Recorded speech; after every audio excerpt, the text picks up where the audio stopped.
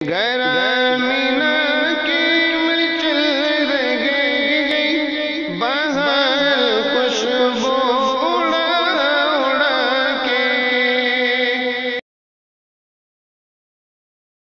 قربانی کرنے سے پہلے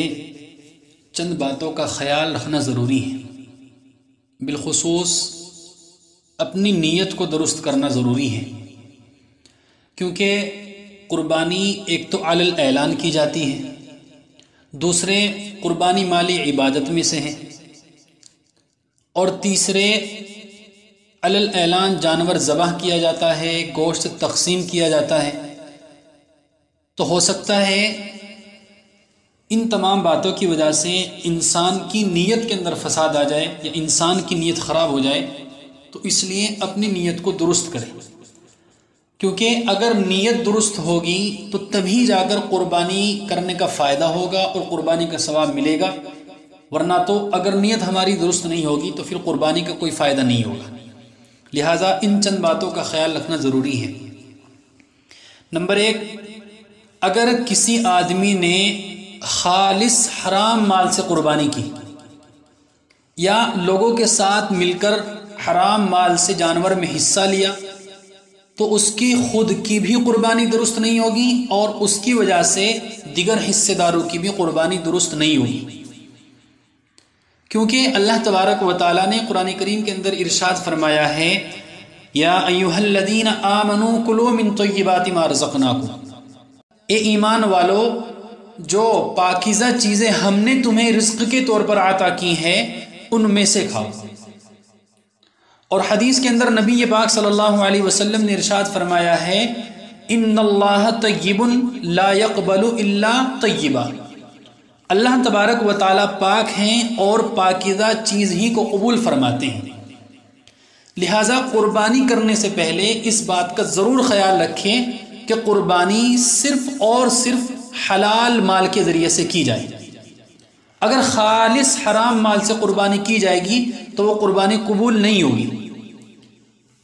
اور جو دوسرے لوگ اس قربانی کے اندر شریک ہوں گے ان کی بھی قربانی درست نہیں ہوگی۔ لہٰذا لوگوں کو چاہیے کہ وہ ایسے لوگوں سے بچیں کہ جو حرام مال سے جانور ذبح کرتے ہیں یا حرام مال کے ذریعے سے قربانی کرتے ہیں۔ نمبر 2، اگر کسی نے گوشت خوری کی نیت سے قربانی کی اور گوشت حاصل کرنے کی نیت سے قربانی کی اور آخر تک خالص گوشت خوری ہی کی نیت تھی اس کی، یعنی جانور ذبح ہونے تک اس کی نیت صرف یہی تھی کہ گوشت کھانا ہے، گوشت حاصل کرنا ہے، تو اس صورت میں اس کی بھی قربانی درست نہیں ہوگی اور اس کی وجہ سے جو دوسرے لوگ اس قربانی کے اندر شریک ہیں ان کی بھی قربانی درست نہیں ہوگی۔ اگر یہ لوگ مالدار ہیں، ان لوگوں کے پاس پیسہ ہے اور صاحب نصاب ہے، تو ان کے اوپر دوسرے جانور کی قربانی کرنا لازم اور ضروری ہوگا۔ البتہ اگر ایسا شخص کہ جس کی پہلے گوشت خوری کی نیت تھی یا گوشت حاصل کرنے کی نیت تھی اور جانور ذبح ہونے سے پہلے اس نے اپنی نیت کو بدل لیا اور حصول ثواب کی اس نے نیت کر لی، تو اب اس کی قربانی درست ہو جائے گی اور دوسرے لوگوں کی بھی قربانی درست ہو جائے گی۔ لہذا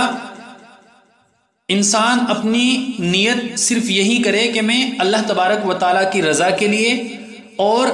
ثواب حاصل کرنے کی نیت سے قربانی کر رہا ہوں، گوشت خوری کی نیت نہیں ہونی چاہیے۔ تیسرے، جو آدمی ریاکاری کے لیے یا دکھاوے کے طور پر قربانی کرے تو اس کی بھی قربانی درست نہیں ہے،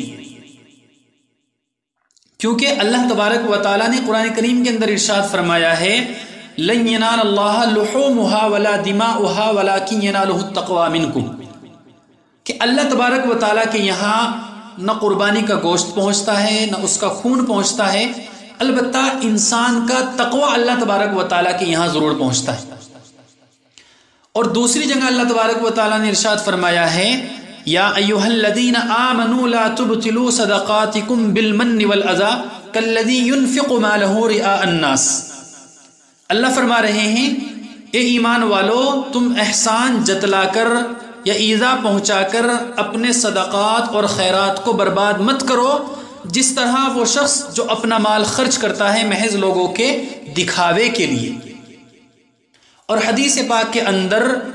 ریاکاری کو شرک اصغر بتلایا گیا ہے،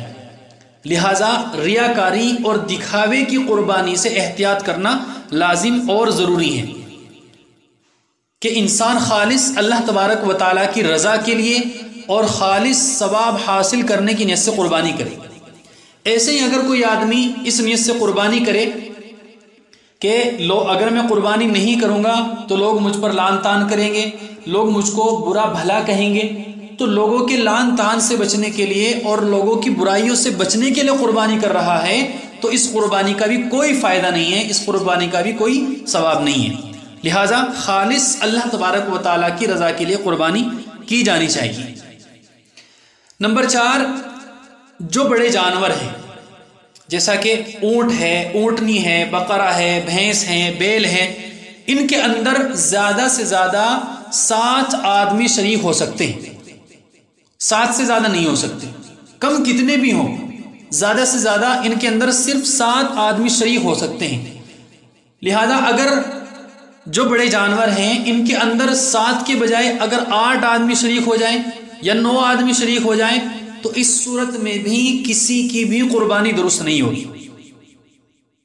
لہذا جو بڑے جانور ہیں ان کے اندر زیادہ سے زیادہ 7 افراد شریک ہونے چاہیے، 7 سے زیادہ شریک نہ ہونے پائے۔ ایسے ہی اگر افراد تو 7 شریک ہوئے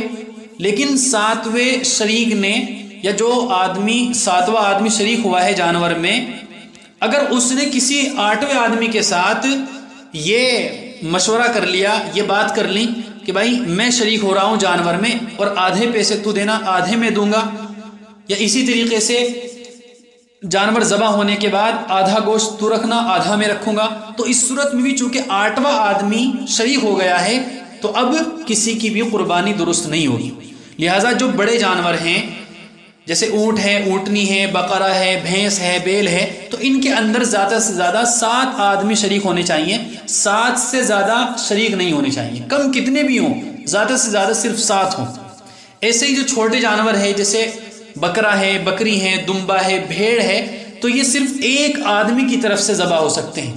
اگر ان کے اندر ایک آدمی سے زیادہ شریک ہو گئے، 2 ہو گئے، 3 ہو گئے، تو اس صورت میں بھی کسی کی بھی قربانی درست نہیں ہوگی۔ اگر صاحب نصاب ہو، مالدار ہو، تو دوبارہ قربانی کرنی پڑے گی۔ نمبر 5،